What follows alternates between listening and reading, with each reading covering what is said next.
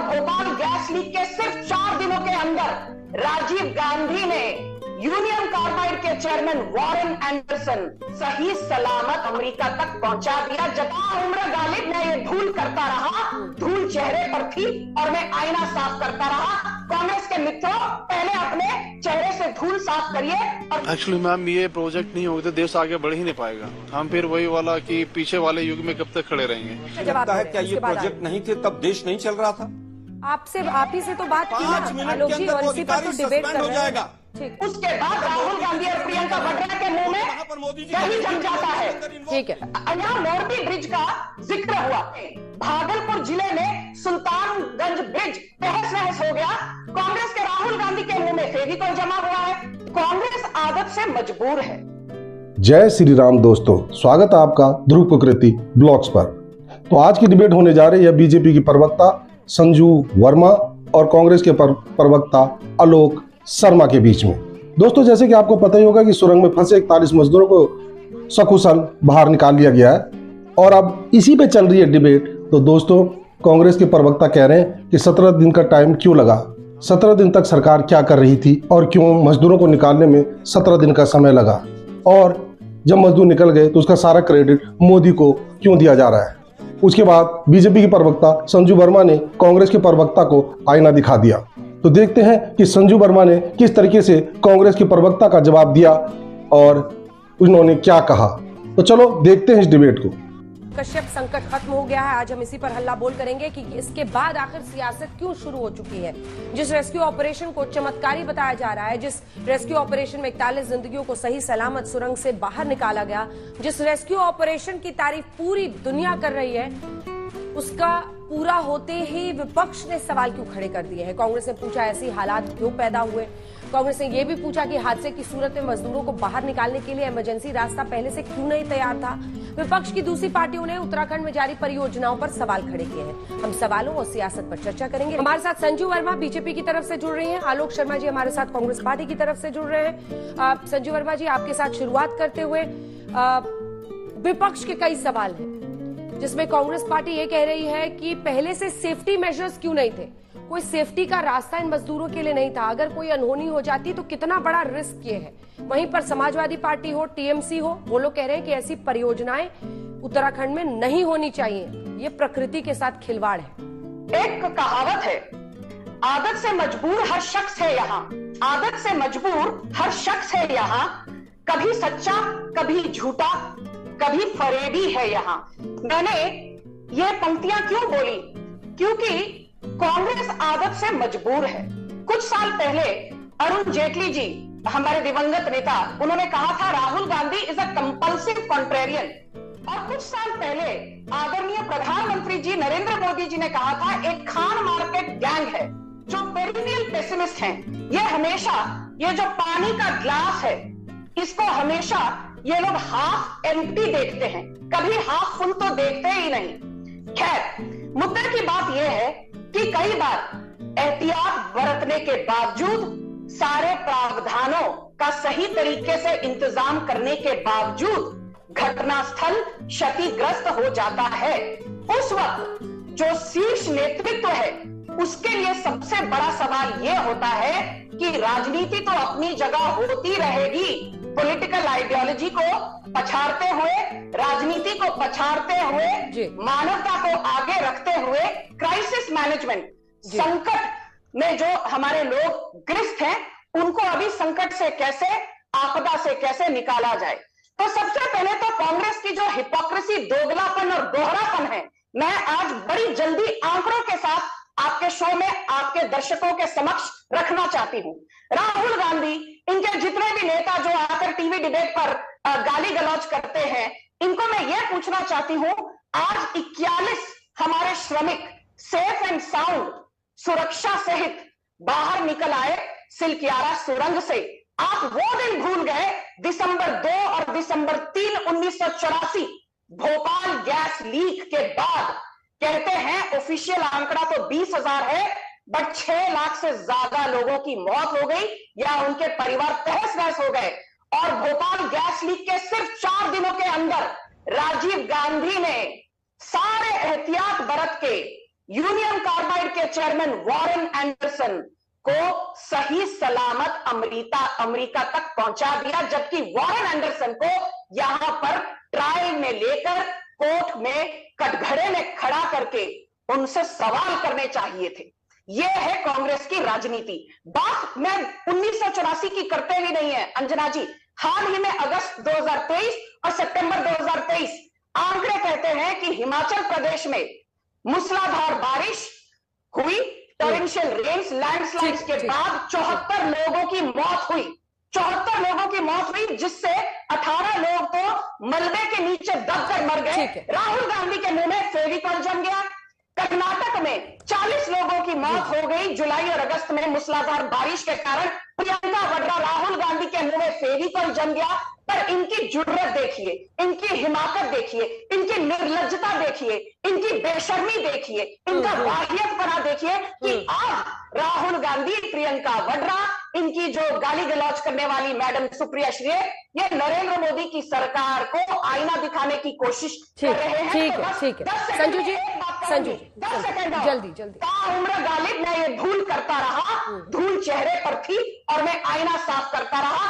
कांग्रेस के मित्रों, पहले अपने चेहरे से धूल साफ करिए और मोदी सरकार के ऊपर तंज कसने के बाद तो आपको क्या आपकी क्रेडिबिलिटी रहेगी वो तो देखेंगे 2024 में। पहले अपने गिरेबान में झांकिए और 1984 में वॉरेन एंडरसन को आपने क्यों, ठीक है, अब आप रिपीट कर रहे हैं संजू जी, ये बताइए। संजू जी अब आप रिपीट कर रहे हैं, जवाब दीजिए आलोक जी। वो आपको आईना दिखा रही हैं, वो कह रही हैं कि कांग्रेस की सरकारों ने ऐसी आपदाओं के वक्त पर मुजरिमों का साथ दिया था, इसलिए आज जो आप सवाल खड़े कर रहे हैं वो बेमानी है। आलोक जी देखिए, मुझे लगता है कि अभी के वक्तव्य से पूरे आज तक के दर्शक समझ गए होंगे कि भाजपा की क्या सोच है। मैं समझता हूं कि जो यूनियन कार्बाइड कंपनी थी और तमाम जो कंपनियां उस समय पर भोपाल गैस कांड में भी रही, उनके वकील चेक कर लीजिएगा, अरुण जेटली जी तो नहीं थे उनको बचाने वाले। खैर, आज का वो विषय नहीं है। सबसे पहले तो उन सभी लोगों को सर झुकाकर नमन करती है कांग्रेस पार्टी, जिन्होंने इस पूरे ऑपरेशन में अपनी मदद की और पूरी तरह से अपनी जान पर खेलकर इन 41 लोगों को बचाया।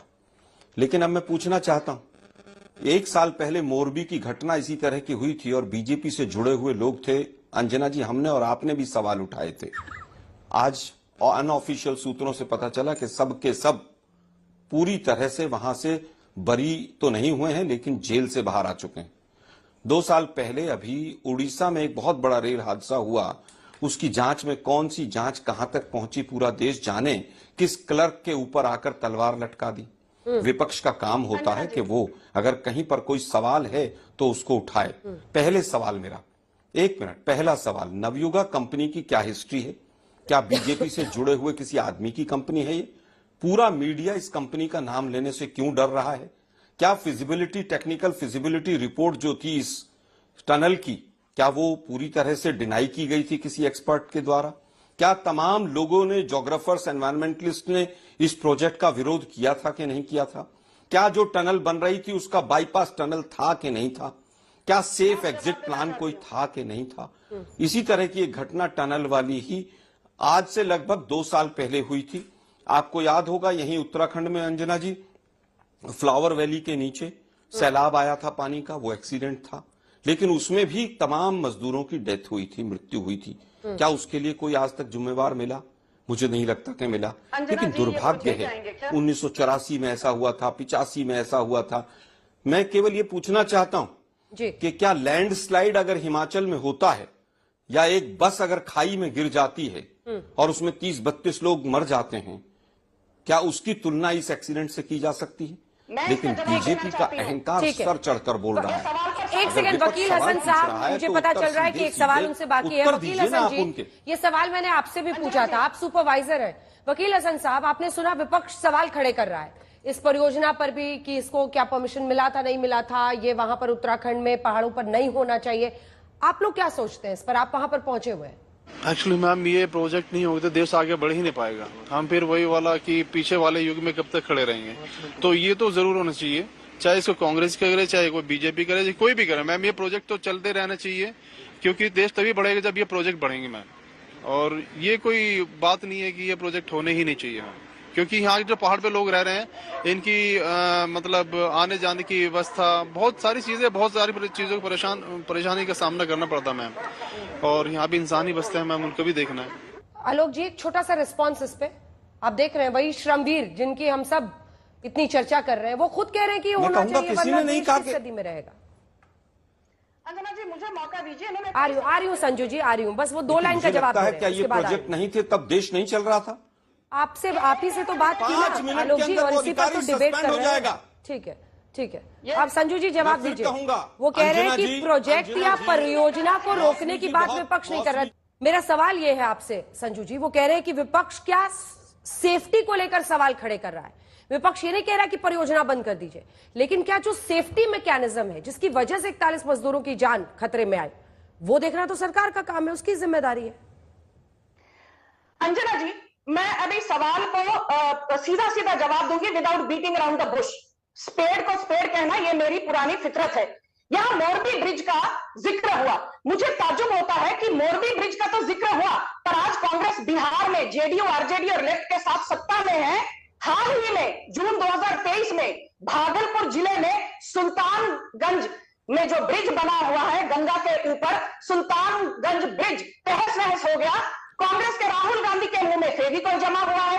दिसंबर 2022 में वही बिहार में ब्रिज जो है खगड़िया में। प्लीज अंजना जी, ठीक है, बीच में आलोक जी बीच में नहीं, मौका दीजिए अंजना। नहीं वो एग्जाम्पल कैसे, वो गैर बीजेपी शासित राज्यों की बात कर रही है, ये एक वाजिब दलील है, सुन लीजिए। उस पुल के मंत्री, ठीक है, आपका मौका आएगा तब बोलिएगा, मौका आएगा तब बोलिएगा। आलोक जी प्लीज रुक जाइए। ठीक है संजू जी बात पूरी कीजिए। तो मैं याद दिला दूं, मोरबी ब्रिज के बारे में जब आप जिक्र करते हैं, सुल्तानगंज बिहार में भागलपुर जिले में सुल्तानगंज ब्रिज गिर जाता है, टूट जाता है, उसके बाद राहुल गांधी और प्रियंका वाड्रा के मुंह में दही जम जाता है।